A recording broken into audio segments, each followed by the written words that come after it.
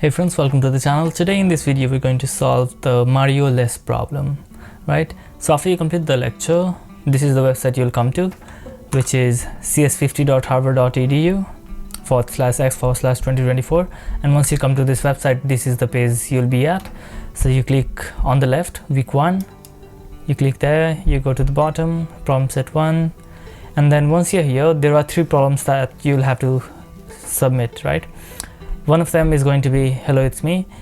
You don't need to submit the problem in number 5, so you'll solve hello, it's me, which is already shown in the lecture itself. So this is fairly simple. I'm not going to solve that problem. And then you'll have to submit either one of these. The first one if you're less comfortable, the second if you're more comfortable, and similarly either one of these, right? So in this particular video we're going to solve the Mario less problem. So you'll click here to see the requirements, and the requirements are fairly simple. What we have to do is we have to create a program called mario.c, which will accept height as an integer between 1 and 8, right? The value cannot be less than 1, and the height cannot be more than 8, right? We got that. And once the height is entered, it should print a pyramid of the given height, right? So for that, the very first thing that we'll do is we'll go to cs50.dev, press enter. Once you go there, you'll need to log in with your GitHub account, and once you do that, the very first thing that you'll see is you'll get a blank canvas, and there what you will do is, hold on, let it load. All right, okay, once you're here, ls, there's nothing right now, so we'll create a directory called week1 cd, hold on, mkdir. You do this, you have a folder, and then cd week1, we'll go inside here, and then we'll create another folder, mkdir. Okay, once you're here, cd mario.s, and then if you expand the directories on the left, you'll see there's currently no folder, no file inside mario.s. So we'll create a file called mario.c, press enter. You'll get your file called mario.c. So we'll create the basic boilerplate that we saw in the video. We'll say include cs50.h.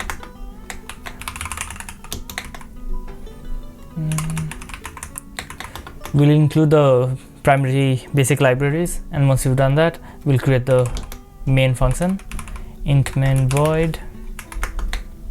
And okay, once we've done this, the very first thing that we need to take is the input from the user, that is our height.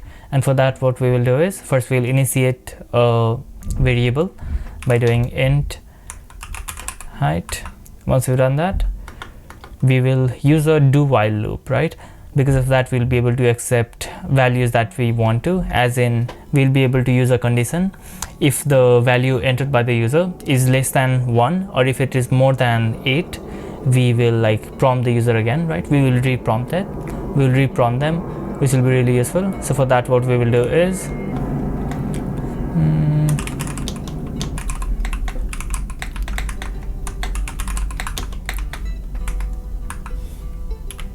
okay, we want to do this, we want to prompt the user for the height, and the condition for that will be do this while height is less than 1, or if height is greater than 8, right? So if basically the program will only proceed after the user enters an integer which is between 1 and 8, inclusive of course, which is between 0 and 9, right? So that includes 1 and 8. And so once we have done this, the next thing that we want to do is we want to basically print a pyramid, right?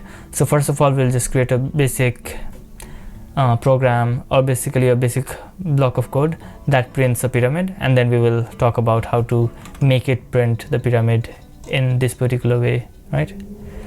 So for that, what we want to do is let's use a for loop for int I equals 0, I is less than height, and then I plus plus, and then what we want to do is we want to print f has. Okay, So this is what we want to print, right? But what we also want to do is we want to use a nested loop, right? So you'll see what I mean by that. Nested loop basically means using a loop inside a loop. We saw it in the lecture, and the way David did it is basically like he used another for loop, and that will be int j equals 0. We don't want to declare a variable called j every time this loop is being repeated, right? So for that, what we will do is int I equals or int I and j, and because of that, what we will be able to do is we can just set it to something. Every time it starts, we want it to start with 0.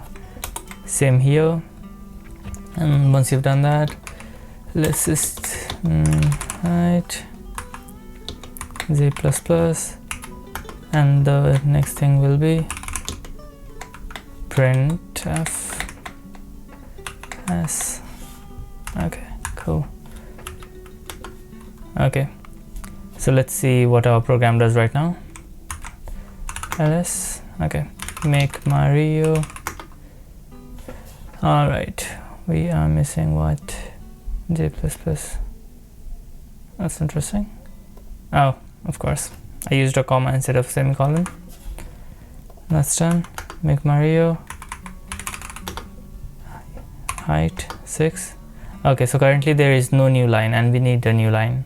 So for that, what we will do is after each repetition we will just create printf backslash n. Okay, this should solve the problem. Make Mario, and then Mario height 6. Okay, so currently we have 1 2 3 4 5 6 6 times 6. That's great. The next thing that we want to do is we want the first 5 hashes to be replaced by a space symbol, basically, right? In the first line we want 5 spaces, in the second line we want 4 spaces, which is basically in the order, like the number of spaces should be height minus 1 for the first line, similarly height minus 2 for the second time, right? Similarly height, which is number 6, minus 3 for the third line. You see the pattern? In every line we want the exact, like the number of lines to be the number of spaces. So for that, what we can do is we can use another loop. Hold on.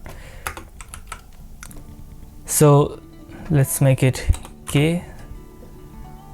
Let's create another variable called k. Once you've done that, k equals 0, k, and k. Okay, great. So let's see what happens now. Make Maria height 6. Okay, so what will happen if we what will happen if we replace this by a space sign, or basically for now, so that we can see, let's just use a minus sign. Let's see what happens. Make Mario height 6. Okay, this is good. Now we are able to distinguish what's actually happening, right? So what we want to do is we want in the first line to be, we want there to be only 5 spaces, right? Or basically 5 minuses for now. So for that, what we can do is we can start from 6 and we can do -1, right? Or we can start from 5 and then we can go one step below. So what I mean by that is we want to use a negative for loop. So we want to start at j is equals to height -1, right? So that way, if the user enters the height of 6, we will start from 5, because in the first line we want there to be 5 spaces, and then we want the j to be greater than 0, right? And similarly we want j minus. Okay, let's see what happens now. Make Mario. Okay, for this Mario height 6. Okay, nothing useful as of now, right? So let's see what's going on. What if we say while j is greater than I? 6. Okay, that seemed to work. Now why did that happen? It works when we have I, but it doesn't work when we have 0. So the reason that was happening is because this is the primary loop, right? And these two other loops are inside this primary loop, right? So because of that, what was happening is whenever this loop was being started, this j is equals to this particular value was being assigned every time. So what I mean by that is, for example, if the user enters the height of 6, once this loop starts, this is equals to height minus 1, right? So basically 5, so it will print the minus sign 5 times.